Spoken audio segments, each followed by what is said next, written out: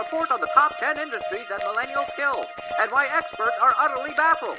We've been hearing about this for years now. Diamonds? Gone. Cars? Ubered. Real estate? So sad. Play Despacito. If I had a nickel for every time I heard that, I'd be able to afford some avocado toast. So, in the simplest possible terms, for any dear pundits that I hope are listening or industry experts, why don't millennials buy stuff? Money!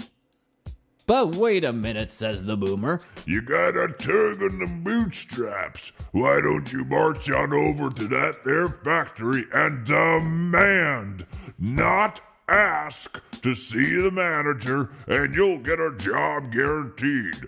That's how we used to do it. They'll be impressed by your moxie. And I know the classic trope. Millennials are lazy and entitled. No, that's just simply not true.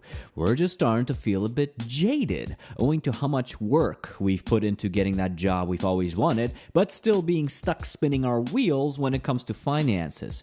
So indeed, the short version is that millennials can't afford these nice things everyone's trying to sell to us. It's not like we don't want a house or a car, but diamonds? Diamonds are a really fucking useless commodity, though.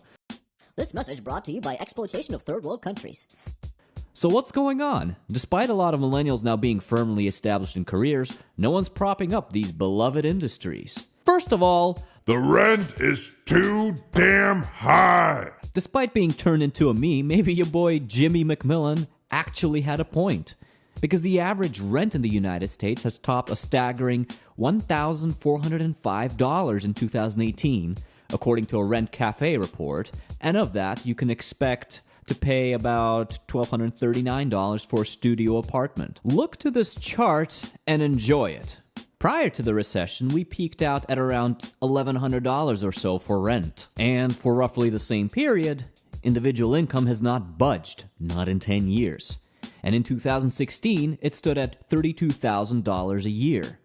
For millennials specifically, as of 2015, the average salary was $35,600, which is slightly better than your average American individual. The problem with sky-high real estate prices is that it affects everything. Businesses have to raise prices to offset their increased overhead, and that results in pretty much everything becoming more expensive. Utilities, food, services, you name it, it's more expensive. And the second reason that millennials aren't buying diamond rings like they're the next up-and-coming SoundCloud mumble rapper is thanks to student debt. That's right, everyone's favorite form of debt. Student debt. The average millennial owes about $30,000 in student loans. This is somewhat of an estimate, and for some reason finding that specific information proved difficult for me. So if anyone finds it, please send me a link. Interest rates vary depending on type of loan, with federal loans anywhere from 5 to 7%, and private loans anywhere from 7.81 to a staggering 9.66%. Even worse is that most student loan borrowers statistically pay off their loans when they're around 40 years old. That's 18 years of repayment on an undergraduate degree, rather than the standard 10 that banks would like you to believe. There's an absolutely bonkers statistic published by NerdWallet that says that anyone graduating in 2015 won't be able to retire before they're 75 years old! Meanwhile, the average life expectancy in the US stands at 78 years.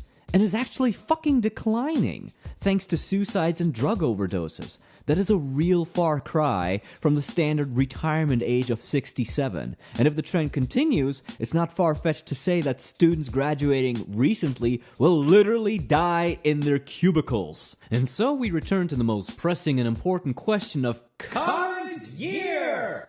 Why, oh why aren't millennials buying diamonds? Let's go on a totally tubular mathematical journey based on all the numbers I just talked about. Okay, so you're like in your late 20s or 30s or something, and you're making $35,600. Minus taxes, state taxes, and FICA, $6,956. Let's say you're living in a studio apartment. Very fancy. You're a fancy millennial. You live on your own. You are a strong, independent millennial. Which costs $1,239 a month. Then you also have student loans, and you took out $30,000 at 8% interest. Let's, for the sake of argument, say that you actually managed to pay it off in 10 years, even though we now know that's not true for most people. $30,000 at 8% over 10 years is $64,767. Double. More than double, which amounts to $539 a month, or $6,476 a year. But you gotta eat, and a moderate annual food budget is $250 a month, or $3,000 a year. And on average, you can expect to spend 7% of your annual income on utilities, or $2,492. You also gotta get around one way or another, and that'll put you back another $4,312. Subtract all of that, and you are left with negative $2,504? Did I forget to carry a 1? No. So what the actual fuck? I assume mostly average circumstances, and admittedly even a studio apartment at this point is a luxury for your average millennial. I'd wager that a majority of millennials are still either living with the parents or living with roommates, which does cut down on rent. So in the best case average scenario, you're probably not saving a damn cent. So, my dear pundits, I hope you have been educated and elucidated. Millennials don't have any money. It really is that simple. And now you know why. But what are multi-billion-dollar corporations like us going to do about it? So here's the good part about being the big players. You have the power to lobby, and you most certainly lobby politicians in order to drive favorable business outcomes. So in order to continue having favorable business outcomes, why not lobby politicians to put more money in people's pockets? Lower taxes could certainly help. Or how about lobbying for people to be virtually tax-free while they repay their student debt? Or how about lobbying to stop the government from being the bully for financial corporations who lend student loans? Because here's the thing. I could wake up tomorrow and decide that I wanted to get my master's degree in interpretive underwater gender study tap dancing. I go to a bank and I tell them, hey, I need a student loan for my interpretive underwater gender study tap dancing degree. Very good, Mr. Americles. In what amount? $140,000. That sounds perfectly reasonable, Mr. Americles. Sign here, have your parents co-sign here, and congratulations on your loan. That you can't ever get out of. See you never. I exaggerate, but this isn't far off from what happens.